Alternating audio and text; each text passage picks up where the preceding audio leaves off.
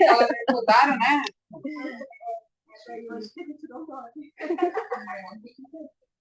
Porque é um tema muito inédito. Uhum. Então, vou começar apresentando o grupo assim, então. Como eu vim parar aqui, né? Bom, amanhã as meninas vão falar mais sobre isso na apresentação delas também, mas chegou até a mim que pessoas do segundo ano da psicologia corporal haviam perguntado numa aula para a Adri, eles estavam tendo uma aula sobre Kelly, eu acho, e chegaram à conclusão de que se pareciam, algumas coisas eles se pareciam muito com a neurodivergência, né? Questões de ego. E aí surgiu o tema da jornada. E aí, e a psicologia corporal pode falar de neurodivergência. E aí a Ellen lembrou de mim e me convidou para ser o quinto elemento deste grupo. E aí, acho que eu começo por aí, a minha fala. Eu sou uma pessoa com altas habilidades, exportação, descoberta na vida adulta, há 2 anos atrás, e sou uma psicóloga psicanalista. Então, foi bem interessante ser psicanalista. Eu ia fazer um teste cognitivo, assim, meio descrente daquilo ali e tal. E aí, passado 2 anos, né, desse processo de entender essas coisas, terapia, enfim. E eu acho que é possível falar de neurodivergência através da psicologia corporal, através da psicanálise. Então, fui lembrada pela Ellen, entrei no grupo, e aí foi sugerido este livro aqui, eu mostro pra cá, né? Para nossa leitura, que é o Correntes da Vida do Boadella. E aí a gente fez a leitura do livro em grupo, cada uma tirou um tema disso, acho que foi um período bastante intenso para todas, porque acho que os temas da jornada costumam resvalar em coisas pessoais das pessoas, geralmente.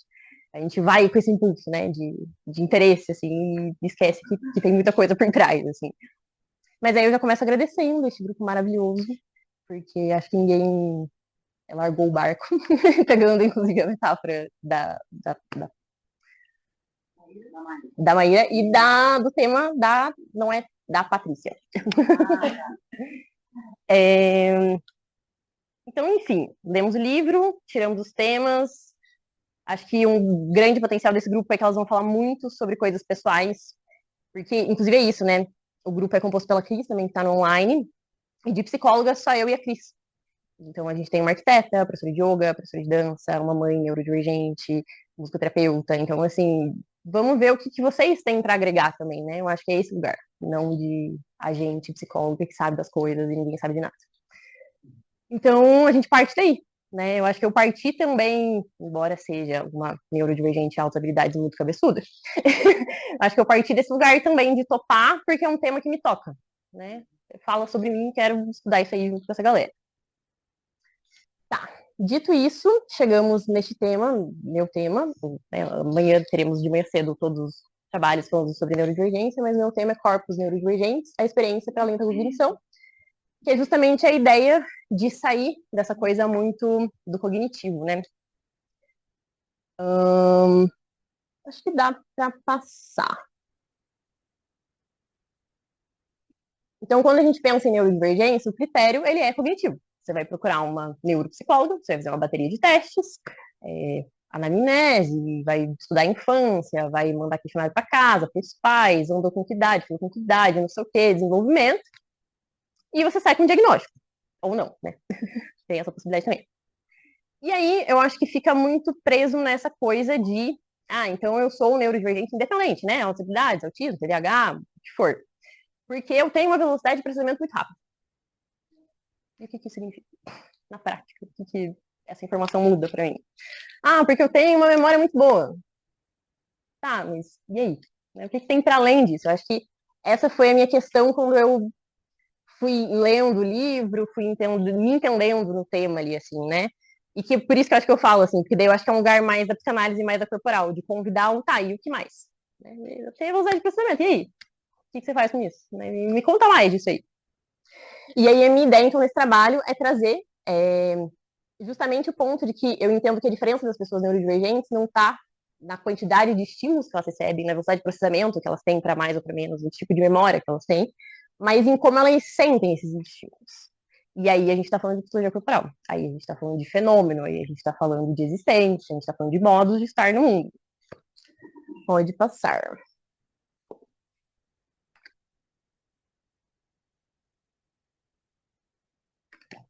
Então, é isso que eu estou dizendo, né? De que,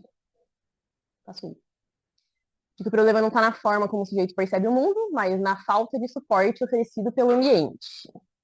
E aí, eu vou ir meio que lendo porque, como é muita coisa... Ah, eu ia falar isso no começo, já tá bom. Aí, além de publicar o livro, né? Se as meninas toparem, quem sabe. Mas eu me empolguei tanto com o trabalho que eu decidi publicar o artigo. Então, eu criei um artigo a partir disso. Então, aqui tá uma versão resumida, e aí eu vou me prender um pouco mais nos slides, porque como eu cheguei em tantas coisas ao mesmo tempo, que daí eu fiz os slides para me prender um pouco aqui, e aí eu vou saindo dos slides para que fizer sentido, né? Então, o problema não está na forma como o sujeito percebe o mundo, mas nesse suporte, né? Aqui a gente já está começando a falar de Winnicott. Já vamos chegar lá. Então, a verdadeira dificuldade surge quando essa diferença não é reconhecida e o indivíduo é pressionado a se encaixar em padrões que respeitam sua maneira única de sentir e existir, e isso pode gerar sofrimento e dificultar a construção de uma identidade saudável. Que eu acho que é um dos primeiros pontos que eu vou entrar aqui, né? Como construir uma identidade estável quando o próprio existir é repetidamente negado, reprimido ou patologizado. Então, se a gente for pensar na identidade desse sujeito neurodivergente, para além de qual seja a neurodivergência, como uma existência diferente no mundo, como sujeitos que se percebem desde sempre muito diferentes, mas aí isso é negado, né? Então, eu me incomodo muito com estímulos, com barulho, com cheiro, com enfim, e se eu reclamo disso, você está fazendo drama. Ah, nem é tudo isso. Então, é o tempo inteiro desvalidando, né? Desmerecendo, colocando nesse lugar e negando. Né? Então, como que eu vou construir a minha existência a partir de um sujeito sensível, por exemplo? Né? Nossa, eu sinto muito o mundo. Se quando eu falo que eu sinto muito, o mundo me diz, não sente não, você tá criando coisa aí. Pode passar. Então, né, no Correntes da Vida, o Bodella vai dizer que a sensação de identificação de uma pessoa está diretamente ligada à sua capacidade de se conscientizar daquilo que seu corpo sente. E aí, se a gente começa a pensar nisso, de que a gente vai tendo que negar o que sente, né, como é que você vai criando essa identidade, essa sensação de identificação consigo mesmo, com o próprio corpo, enfim. Aí ele vai dizer também que a formação de identidade começa antes do nascimento. E aí a gente vai entrar em coisas interessantes. Ele diz que antes do nascimento da linguagem, então, né, psicanálise até para mais além, por isso Winnicott, enfim, antes que qualquer palavra seja proferida, o senso básico de identidade ou a falta dele já está formado. Estou falando muito do Winnicott porque a gente vai chegar lá, mas vale dizer isso, né? Que o Winnicott o ego é formado pelo corpo. Então, antes da gente ter palavra, a gente já tem uma noção de ou não, né? A forma como a mãe pega no colo, o contorno que esse corpinho tem ou não tem. Então, a partir disso que ele está falando, né? Isso começa muito antes da linguagem. Pode passar. E aí, gosto de pensar que, a partir disso, se as neurodivergências são genéticas, porque elas são genéticas, geralmente você descobre que seu filho tem, provavelmente o pai tem, ou a mãe tem, ou o avô tem, alguém na família tem, o irmão tem, o primo, é genético. A gente vai pensar que essas consequências já se dão desde o início da gestação, desde o início da fecundação. Então, é um sistema nervoso que desde o início já tem uma sensibilidade diferente. E aí, eu estou trazendo isso também no Boadella, porque o Boadella vai falar muito desde a fecundação. Ele é um dos autores da corporal que vai falar, né, desde aquele processo e tudo mais. Então, ele vai afirmar que o afeto da pele fetal, parênteses, de que é a sensação do bebê no útero, ali na água, né? Descrito por esse outro autor, que é o Motti, é a base da sensibilidade do adulto a qualquer impacto do mundo exterior. Não só na superfície da pele, mas também nos órgãos dos sentidos derivados da ectoderma. Então, todos os órgãos dos sentidos. Né? Olhos, pele, cheiro, tudo. Indicando que a experiência sensorial intrauterina molda a excitabilidade futura. Então, a gente está falando de uma genética que já gera um fetinho mais sensível, que não teria como não ser um adulto com um sistema nervoso que funciona de uma forma diferente. Pode passar. Aí ele vai dizer também, então, que o estresse excessivo antes, durante ou depois do nascimento rompe a integração e a cooperação existente entre as três camadas celulares.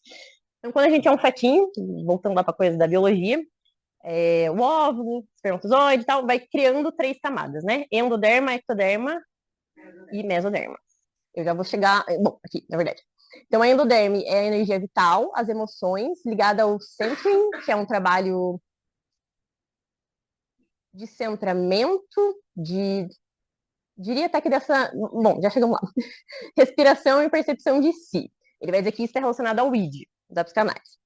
Ele vai falar da mesoderme, que é a estrutura corporal relacionada à autorregulação, associada ao grounding e ao ego motor. A ectoderme ao sistema nervoso e aos órgãos sensoriais relacionados ao facing e ao ego sensorial. Esse último se refere à expressão e ao contato com o mundo. Então, o centering é esse lugar das vísceras e da respiração. A mesoderme é o lugar do músculo, então grounding e aterramento. E a ectoderme é esse lugar do sistema nervoso, sentidos, olhos, tudo. O Bodel ainda entende que a instância do superego é uma consciência que se constrói pela introjeção do discurso social. Então, ele separa o ego entre mesoderme e ectoderme. Né? O ectoderme sendo esse ego, a parte sensorial do ego, e a mesoderme, essa parte mais estrutural do ego. Pode passar. E aí, vem o grande insight desse trabalho, fonte vozes da minha cabeça, mas muitos estudos. Depois eu fiz resolver essa diferença. Isso aqui vai caminho mesmo. Assim. Parei para pensar em como eu entenderia, através da minha experiência, mas através da minha prática na clínica também, com pessoas neurodivergentes, ou também amigos, colegas, conhecidos, etc. Como eu entenderia que essas camadas embrionárias, então, se dariam nessas 3 mais conhecidas neurodivergências. Então, a minha proposta é que no TDAH, isso se caracteriza por um excesso de energia na endoderme, então nas vísceras, que não é adequadamente modulada devido à desintegração com a mesoderme. Então, tem muita energia dentro e a mesoderme não dá conta de lidar com isso. Que seria essa estrutura e contenção.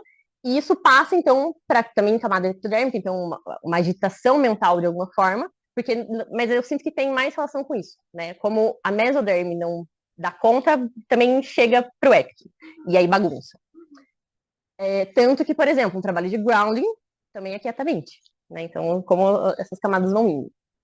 No autismo, eu estou sugerindo a ideia de que tem uma carência de energia na endoderme, então seria uma energia mais baixa produzida na endoderme, que compromete uma vitalidade geral. Então, isso afetaria a mesoderme, o tônus e a estrutura. O que também, assim, em todas elas acho que é possível ver a questão do hipotônus e do hipertônus, mas no autismo acho que é mais comum ter as duas coisas, ou muito hiper e muito hipo. Se eu estiver falando alguma coisa muito estranha, se não sei fingir de primeiro ano, vocês podem me perguntar depois, ou agora também. Então, entendo isso. Pouca energia na endoderme afeta num geral. Isso vai afetar o tônus e a estrutura da mesoderme e a ectoderme num sentido de sensibilidade de contato, também num hiper ou hipo. Então, acho que principalmente no autismo tem a questão de uma hipossensibilidade também, de lugares que não sente, ou não sente tanta dor, não sente, né, algo por aí. Altas habilidades de superdotação, eu acho que tem uma ativação intensa da endoderme, também bastante energia, que gera uma aceleração mental, uma hipervigilância. Então, essa ectoderme altamente sensível, e a mesoderme tende a uma rigidez, com uma forma de conter. Então, eu acho que seria, talvez, uma das diferenças entre as habilidades e o TDAH. O TDAH teria essa mesoderme que não dá conta de tanta energia, e na altas habilidades é uma mesoderme que fica muito rígida, tende a uma rigidez muito grande. Aqui a gente pode começar a pensar em comportamento, talvez, também. Né? Uma coisa daí muito mais sagrada, muito mais perfeccionista, muito mais, enfim, né? Muito mais rígida. Tá, pode passar. E aí, vou trazer ainda. Vocês acharam que era só isso, o babado? Tem mais coisa.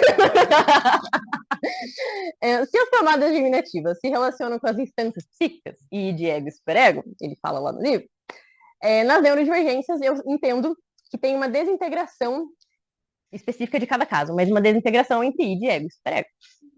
No TDAH, você teria intrusões intensas do id e do ambiente, sem que o ego consiga se organizar nessas informações. Então, desde informações internas o tempo inteiro, pensamentos intrusivos e essa bagunça toda, mas como coisas externas, o barulho de fora, o negócio que me desconcentra, isso de não conseguir centrar, né? Então, e de ego, e de superego. Superego também com pensamentos intrusivos, acho que tem muito julgamento, muito enfim, né? No autismo, eu entendo que tem uma dificuldade de leitura tanto dos impulsos internos, então do id, quanto dos estímulos externos, comprometendo o contato e a autopercepção.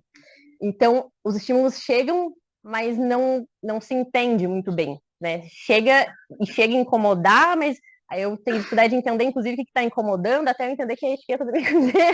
E aí, né, acho que tem esse delay, eu posso chamar assim, talvez? E também internos, né? Então eu tô com uma dor de barriga que eu não entendo que é uma dor de barriga, mas que eu sinto que tem uma coisa que tá estranha, enfim. E na autohabilidades eu entendo que tem uma leitura intensificada do id e dos estímulos externos, resultando em hiperconectividade, uma consciência de si que exige uma rigidez interna para lidar com sobrecarga. Então a autohabilidade também o tempo inteiro muito ligada no interno e no externo, mas o tempo inteiro conectando isso, né? Fazendo novas a coisa do pensamento arbóreo, criando novas coisas e pensando e tal. O que é isso? Uma beleza, mas também cansativo pra caramba. Então, isso, de também estar muito ligado no interno e externo. Em todos os casos, o ego é exposto a um excesso de informações, em que sujeitos neurotípicos permaneceriam inconscientes. Então, o sujeito neurotípico, ele às vezes até escuta o barulho da chuva lá fora, mas ele consegue se manter ali. Ele tem um ego informado, então ele, chuva. E aí é isso que eu estou propondo. Eu acho que tem uma questão do ego nisso tudo, né? Então, o TDAH, ele escuta a chuva e ele já fica chuva, chuva, chuva, chuva, e ele já não consegue mais voltar. O autohabilidades, ele tá, chuva, barulho, pessoa respirando, fulano, e gerando tudo isso o tempo inteiro. Então, enfim, né? Acho que isso é uma coisa interessante para se pensar na clínica. O quanto, acho que essas informações vazam de superego e o quanto nos neurotípicos tem coisas que permanecem inconscientes. E eu acho que nesse sujeito é bem frequente escutar coisas que você pensa, nossa, mas como que essa pessoa tem a consciência disso? Mas é isso, né? Não é que daí, se a gente for pensar, por isso que eu estou trazendo o id ego superego, se a gente for pensar em recalque, essas coisas vai funcionar de uma maneira diferente. Se você tem uma formação de ego diferente, que outras coisas permeiam ali. Então, essa hiperconsciência acaba dificultando o acesso a vivências mais básicas, como a leitura das próprias emoções, levando à confusão, distorção ou amplificação desproporcional de certas experiências. A gente já vai chegar num outro ponto aqui. Mas justamente por ter tanta informação, acaba ficando confuso. Cada um lidando do seu jeito dentro das suas neurodivergências, fica confuso. Como se lidasse com muito mais informação do que os neurotipos. Pode passar.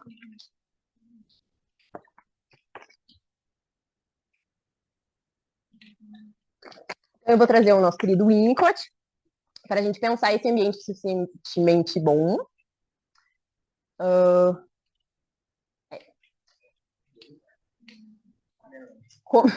Com o suporte físico, emocional e o holding. Esse cuidado inicial permite que o self se integre também, e que experiências fragmentadas se organizem em uma unidade psíquica. Quando esse ambiente falha, o ego não se consolida plenamente, levando a dificuldades na integração da experiência e no sentimento de continuidade do ser. Do ponto de vista freudiano, já chegamos no Freud. Então, pensando em Winnicott. O Winnicott vai propor que o ego da psicanálise e de ego, ele é formado corporealmente. Então ele é formado, isso que eu dei um spoiler antes, né? A forma como a mãe pega, esse contorninho desse corpo, o bebê nasce, ele não sabe que a mão é dele, a mãe pega a mãozinha e diz, né? Ele vai entendendo, essa mãozinha é minha, e vai tendo a solução do que sou eu. Então eu sou essa coisinha aqui e tal, enfim. Se isso não acontece, ou falha, nas medidas que puderem acontecer e falharem, enfim, esse ego já não vai ser tão bem formado, né? E aí, eu não sei se vou trazer mais para frente, mas eu acho que talvez aqui mesmo. E aí que essa é uma das minhas propostas também, né? Se a gente pensa neurodivergência como algo genético, que desde o útero já é mais sensível, o bebê. Então, assim, esse ambiente precisa ser mais preocupado ainda em como conseguir criar essa noção de ego, né? Em ter uma previsibilidade, em ter um cuidado ali, a coisa do colo, né? Do holding, enfim. Porque é mais sensível ainda, né? Então, o bebê chora com barulho, Mas se esse bebê escuta mais barulho ainda, ele vai chorar mais ainda com barulho, né? Então, nesse lugar. Do ponto de vista freudiano, o ego passa a perceber o mundo como excessivamente intrusivo, o que o leva a desenvolver defesas mais intensas desde cedo. Porque é isso, se o mundo me invade o tempo inteiro, se eu tenho muito barulho, muita luz, muito toque, muito, sei lá, muito, esse bebê já nasce se defendendo, né? O que sabemos que todos nós neuróticos nascemos nos defendendo, mas mais ainda, né? Com defesas mais rígidas, digamos assim. Pode passar.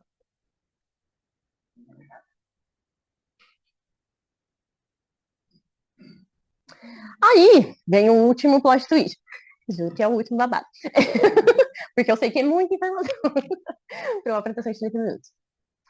Aí, eu vou propor ainda a ideia de a gente pensar as estruturas psicanalíticas, então diagnósticos da psicanálise, através da formação do ego, e não através da castração, que é o que Lacan vai propor. Porque aí a gente vai entrar aqui, né, aqui já. Os lacanianos hoje em dia entram nessa coisa de uma quarta estrutura, o autismo, não tem linguagem, mas daí tem o nível de suporte 1, tem o nível de suporte 3, mas daí um fala, outro não... E fica esse debate psicanalítico maluco, Vale dizer que eu não sou lacaniana, né? Acho que fica bem explícito. Tem amigos que são, mas... E que é isso que eu sinto. Se a gente for para corporal, for para Freud, ali eu não coloquei a citação de Freud, mas para Freud o ego é corporal. Eu ia falar, inclusive, da superfície. A gente não precisa trabalhar com conceito de castração. Ponto. Me queime, se quiser, lacanianos. Mas o conceito de formação do ego do Winnicott dá conta. Essa é a minha proposta. Ele dá conta, porque esse é o ponto, né? Se ele dá conta das estruturas psíquicas, neurótico, psicótico, perverso, para explicar os fenômenos contemporâneos, especialmente quando pensado pela construção de ego, em Freud, em Winnicott, enfim, e não pela castração em Lacan. Então, a ideia de uma quarta estrutura é questionada, sobretudo por negligenciar que o espectro autista se dá em níveis de suporte, né? Que essa é a questão que eles ficam matando a cabeça. Ah, não, então o autista é só o que não tem linguagem. Aí a neuropsicologia vai dizer que não, né? Que a gente aqui, através da cognição, diz que tem esse espectro. E aí os lacanianos ficam nesse vórtex, né? Pode passar, que eu acho que eu vou falar mais disso mesmo. Tá. Então ali eu tava falando que o Freud vai dizer que o ego, que esse serzinho precisa se defender antes, né? Porque ele sente mais. O Freud afirma que a neurose e a psicose são modos do ego lidar com uma realidade insuportável. Então essa é a minha proposta de por que a gente pode pensar ainda neurodivergências dentro da neurose, principalmente, no meu ver. Ele vai dizer que na neurose o ego está a serviço da realidade e reprime parte do id. E na psicose o ego se afasta da realidade e se coloca a serviço do id. Então ele, mesmo para explicar a psicose, esquizofrenia, enfim, em outros termos, ele segue falando de ego. Assim, não tem por que a gente meter uma castração no meio, nesse momento. depois a gente vai chegar em ético, mas aqui a gente está falando de um bebê se formando. Tá. Aí ele vai dizer que o critério distintivo está na relação com o ego e com o real, do ego com o real e com o id, e não na castração. E Freud também fala do desinvestimento da realidade e retraimento da libido como defesa sem ligá-los à castração. Então, como que ele vai chegar no, se esse sujeito é neurótico, ou psicótico, ou perverso? Pela forma como ele se defende do mundo. E aí eu entendo que a neurodivergência, ela não se defende, mesmo que ela se defenda mais e desde muito cedo, ela não se defende do mundo de forma diferente do que o neurótico. Ele segue se defendendo igual ao neurótico, só que mais e mais cedo, mais intenso, mas enfim. Tá, pode seguir. Tá. Ali era o último babado teórico. Agora a gente vai para um babado cognitivo. Isso é útil para diagnósticos controversos como transtorno de personalidade borderline, que é outro estrutura dentro da psicanálise que fica nessa coisa, é limítrofe, tá entre a neurose e a psicose. E aí também não se chega muito em lugar nenhum com isso aí. Hoje em dia, eu referenciei no fim, tem lá na apostila e tem aqui no fim dos slides, existem estudos entendendo que o que a gente vinha entendendo como borderline, na verdade, nada mais é do que o TEA, o autismo, associado ao TEPT, que é o transtorno de estresse pós-traumático. Então, é um autista com estresse pós-traumático que reage ao mundo completamente desregulado, ok, em certas situações, porque teve um estresse pós-traumático e já não tem a regulação que o autista já não tem. Então ele vai dizer, né? Ou seja, o ego enfraquecido diante de situações traumáticas que precisam desenvolver recursos de autorregulação e integração psíquica. Que aí esse é o ponto, né? Assim, por que eu tô propondo tudo isso? Que a gente já vai chegar lá agora. Que é a questão da clínica, né? O que fazer com esse sujeito, então? Se eu penso no borderline como um limítrofe, aí eu fico entendendo que às vezes ele vai ter um comportamento mais psicótico, às vezes eu lido de um jeito. Se eu entendo que é uma questão de formação do ego, que essa pessoa não tem uma regulação, que ela precisa entender o que é a emoção dela, o que ela sente no corpo, eu tenho outra linha de tratamento muito parecida com a corporal, inclusive, né? E eu faço essa pessoa chegar em lugares muito mais contornados, muito mais seguros, muito mais, enfim. E aí, esse é o meu ponto, né? Se isso vale para as estruturas clássicas, por que não para as novas formas subjetivas expressas nas neurodivergências? Pode passar. Aí eu vou trazer o Reich, né? Não tem como não trazer, que a couraça em Reich representa a luta do ego contra o mundo. Essa tensão corporal serve tanto como proteção quanto como limitação emocional. Em pessoas neurodivergentes, esse processo costuma ser mais intenso. O corpo pode se armar precocemente diante de um ambiente excessivo ou colapsar frente a um ambiente ausente, gerando uma fragmentação. Assim, o ego, em vez de se estruturar de forma estável, precisa se reorganizar constantemente diante das intensidades das experiências vividas. Que é um pouco do que casa que eu trouxe lá no Freud, né? Mas trazer que o Reich também fala a mesma coisa. Então, é um ego que vai se defender muito mais cedo, porque reage a esse mundo. Então, ou é muito intrusivo, ou falta essa mãe, né? Acho que pode passar, porque acho que eu vou falar mais dele.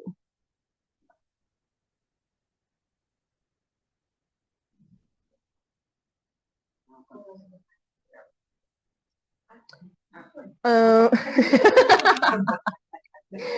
Tá, consequentemente, se o caráter pro Reich é uma defesa do ego, e aí esse é o plot twist também, né? Que é uma defesa do ego. Romper essa proteção sem que o ego esteja estruturado pode ser um erro significativo, pois o sujeito não teria recursos suficientes para lidar com a realidade sem essas defesas. Então, eu estou propondo a neurodivergência pensando em neurose. Mas não é uma qualquer neurose, é uma neurose atípica. Então, se na neurose a gente vai fazer um trabalho, né, de desencoraçamento, de sensibilidade, na neurodivergência precisa ter um pouco de cuidado com isso. Porque se o ego não está bem formado, não tem uma noção de eu, não tem as sensações, não tem, enfim, né, eu vou romper, quebrar essa concha e tem uma lesminha lá dentro, que não está pronta para o mundo. Então eu vou gerar um colapso em vez de ajudar essa pessoa. Além disso, o fator genético nas neurodivergências indica que não há necessariamente um trauma a ser resolvido, mas sim um organismo que precisa aprender a se autorregular conforme suas próprias particularidades, tal como ocorre nas deficiências, onde não se busca uma cura, mas uma adaptação. Então, quando a gente pensa, vale lembrar que autismo é considerado deficiência, inclusive, né? A gente não fica buscando a cura disso. A pessoa que tem ali a questão da surdez, a gente não vai buscar a cura disso, a gente vai adaptar o ambiente, a gente vai adaptar as coisas, né? Então, não é num lugar que daí isso que eu trago da diferença também para a neurose comum, que eu vou chamar aqui. Porque não é um lugar de achar o trauma, né? Onde é que tá o trauma dessa pessoa? Onde é que ela começou a se encoraçar? Porque se eu tô pensando que já no útero, na fecundação, era mais sensível, é um organismo que é mais sensível. Né? Acho que é um trabalho que passa mais para ajudar essa pessoa a se estruturar, a conseguir estar nesse mundo com essa sensibilidade, enfim, do que seguir uma linha de pensamento que eu preciso quebrar essa couraça, porque tá muito rígido, porque tá, enfim, né? Acho que é um outro lugar, assim, um outro. Segue a mesma linha, mas é um outro convite. Pode passar.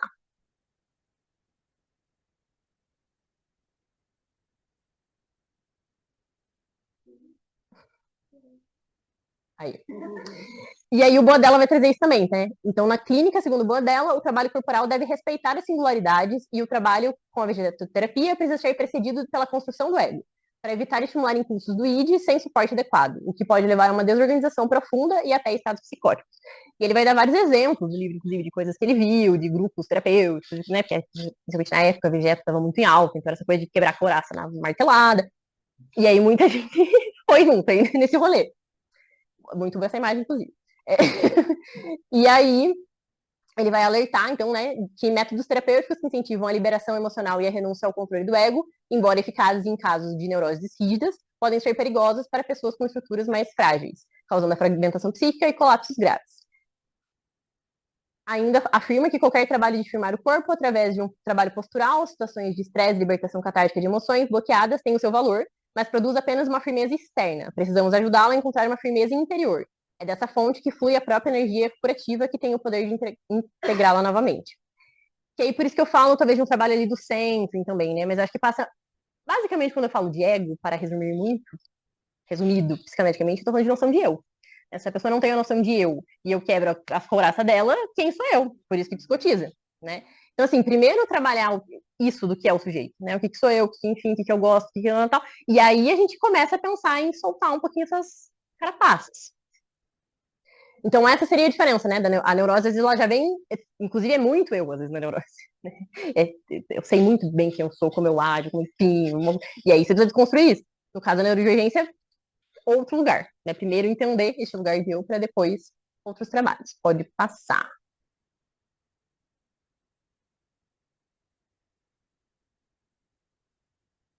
Aí eu trago aqui também que ainda o Boadella, ele chega a mencionar o autismo como uma forma particular de retirada de contato, focando nos casos de maior suporte do espectro, nos quais a comunicação verbal está ausente e é substituída por modos não convencionais. Para ele, a linguagem não é apenas um instrumento de comunicação, mas um meio de dar sentido à experiência. No livro ele chega a citar literalmente o autismo, né? Mas daí o que eu também estou trazendo é que ele está falando do nível de suporte 3, né? Na época não se tinha essa questão do espectro, mas que ele já traz esse lugar da linguagem, né? Que a linguagem não é apenas um instrumento de comunicação, mas onde está o sentido da vida do sujeito. Né? E aí a linguagem não é só a linguagem verbal, é a linguagem corporal, a expressão.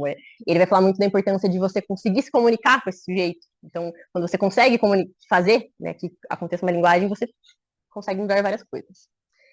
Ele vai dizer que nesse contexto a terapia visa integrar o que está fragmentado, então o corpo, a linguagem, a vivência e a expressão, e depende da presença do terapeuta e da sua percepção do espaço privado, das fronteiras e da realidade interior do paciente, ou de construir isso. Pode passar? Não faz aquilo. Juro. Ele vai dizer que é fundamental ter um espaço pessoal para o senso de identidade. Entre as áreas de que uma pessoa necessita para se sentir segura está o seu espaço pessoal. E aí a gente pensa nessa coisa da neurodivergência, muitos estímulos, o quanto isso é invadido o tempo inteiro, né? A ausência desse espaço pode levar à regressão, vista como um recuo das fronteiras do self e perda do território subjetivo, manifestada por uma desorganização do pensamento, desconexão corporal e sensação de invasão. Está presente em todas as neurodivergências.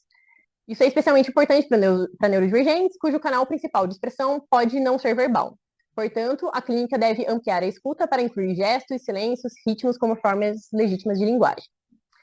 Ele vai propor também que muitos quadros regressivos são, na verdade, tentativas espontâneas de autocura. Ele vai dizer que esse movimento de se fechar, na verdade, seria uma tentativa de se proteger, né? E principalmente pensando, talvez, principalmente, né, na coisa da invasão, do externo, ou até das terapias mais invasivas, né? Mais vai regredindo, mais vai fechando, mais vai entrando na conchinha ali, né? Que é o pouco que tem para conseguir existir. Pode passar.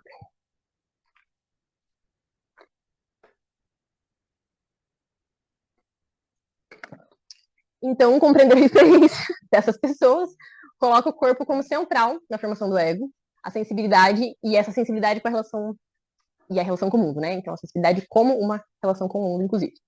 O sistema nervoso neurodivergente, desde a vida intrauterina, manifesta uma experiência subjetiva qualitativamente distinta, uma forma singular de existir e sentir.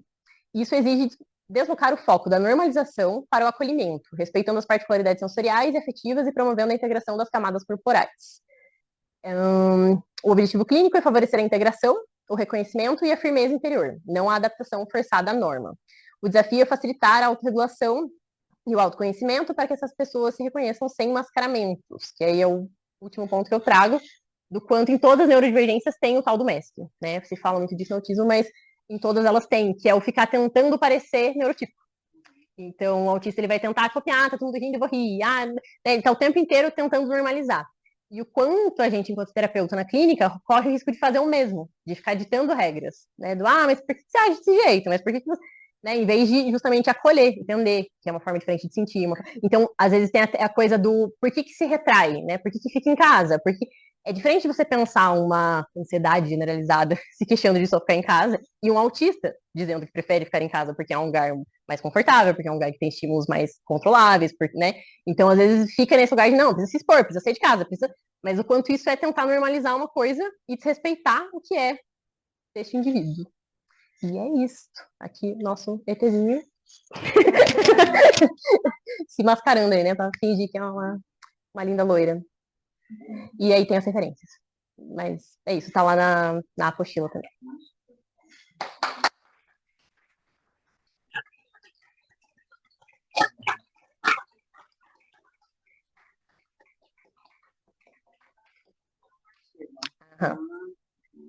Então, agora nós temos um tempinho para pergunta. Escolhe uma. Queria parabenizar o pessoal escutar o microfone. Como que eu tiro? Eu não queria te traumatizar. Espera para responder que eu... Boa noite, quero parabenizar pela inovação do trabalho, né? Meu tic-tac ainda estão tentando se conectar ali para tentar entender tudo, né? Eu fiquei numa dúvida sobre, né, você trouxe 3, né, neurodivergências, e depois você trouxe os 3 tipos lá, né, neurótico, psicótico, perverso. Se você entende que algumas neurodivergências são mais características de algum tipo dessas formações psíquicas, ou não, né? Quando vai pensar em altas habilidades, a gente pode pensar numa perversão, na psicose, ou geralmente é uma neurose, né? E eu fiquei bastante curioso para saber se você chegou a estruturar assim, um pensamento, no sentido, quando você estava falando do Winnicott, e eu pensei nas fases do amadurecimento, né? E como esse bebê, então, com um corpo, com com uma sensibilidade diferente passa por essas fases. E como uma mãe neurodivergente, né, consegue, né, dar esse suporte na preocupação materna primária. Eu fiquei bastante interessado no concernimento também, ou na desadaptação da saída da dependência absoluta para dependência relativa, né? Então, a minha pergunta vai nesse sentido, foi amplíssima, me desculpe. E parabéns.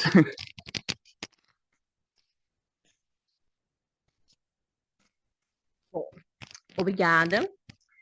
Deixa eu pensar. Assim, a minha proposta é pensar isso através do ego. Ponto. Então, assim, consigo entender autismo como neurose, com questões de formação do ego, endoderme, mesoderme, blá blá blá. E sim, acho que um autismo nível 3 pode estar, mas eu também não diria todos, mais próximo de uma psicose.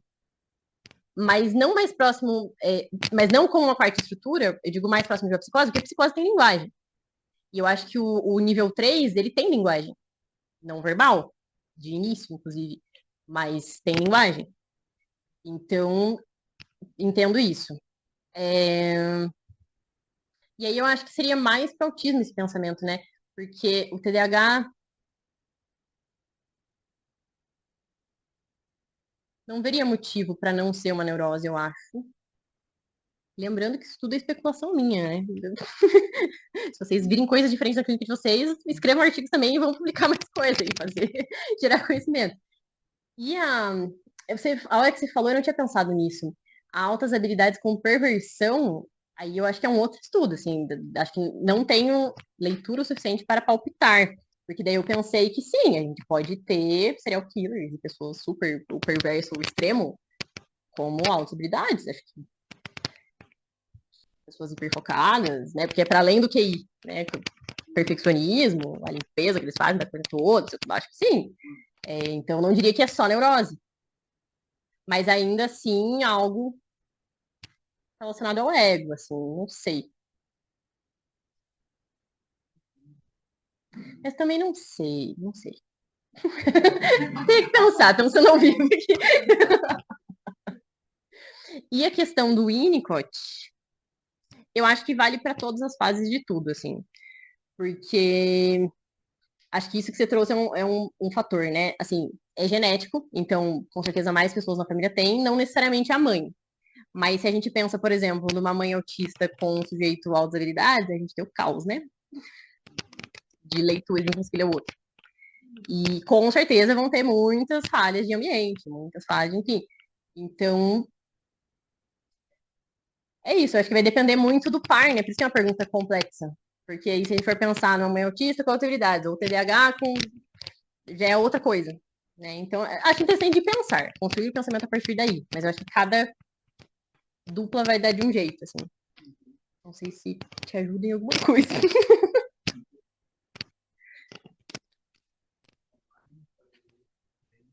Quem tá online também pode fazer perguntas.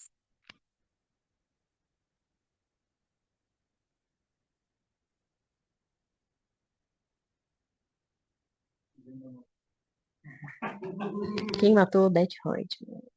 Conta pra gente no chat aí, galera.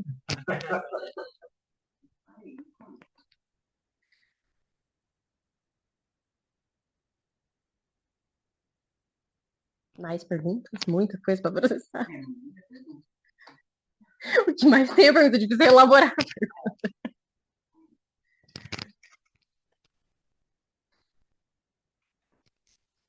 Boa noite. Camilo, eu fiquei pensando que normalmente, né, nas avaliações acabam aparecendo mais de uma neurodivergência, né?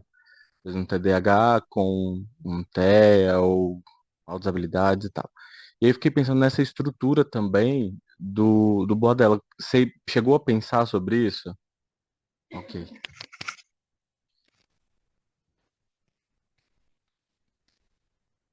Então, isso é a questão da dupla excepcionalidade, né? Quer dizer, até tripla, quadra.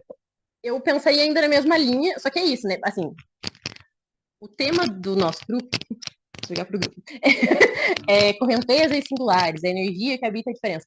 Por que a gente chegou nessa coisa de, tipo assim, não vamos dar um nome de neurodivergência específica? Porque a gente chegou muito nisso. O quanto, que é a máxima da psicologia, vai parecer que eu tô fugindo da pergunta, mas cada caso é um caso.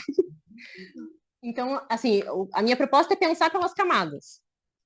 E aí eu separei, didaticamente, entre autismo, TDAH e tal. Mas é assim, então o autismo tem uma baixa energia, por exemplo. Tá, isso vai gerar menos tônus na mesoderme, que gera o hipo e hiper na ectoderme. Aí no TDAH eu penso que a mesoderme não dá conta dessa energia. É isso, mesmo sendo pouca. Pode ser que ela não dê conta. E aí, às vezes, tem a questão da sobrecarga, porque é uma pouca energia no dia a dia, digamos assim, né? Mas às vezes você vai fazer coisas que te geram mais energia. E aí não tem a mesoderme para segurar. E aí. Então é isso, são acho que coisas que se sobrepõem. Eu diria para pensar, o que eu tenho tentado pensar aqui, é isso. Tá, vamos pensar aqui, o que são essas camadas? O que elas desestruturadas geram, levam ao quê? Né? E aí, em cada caso, acho que vai ser um caso.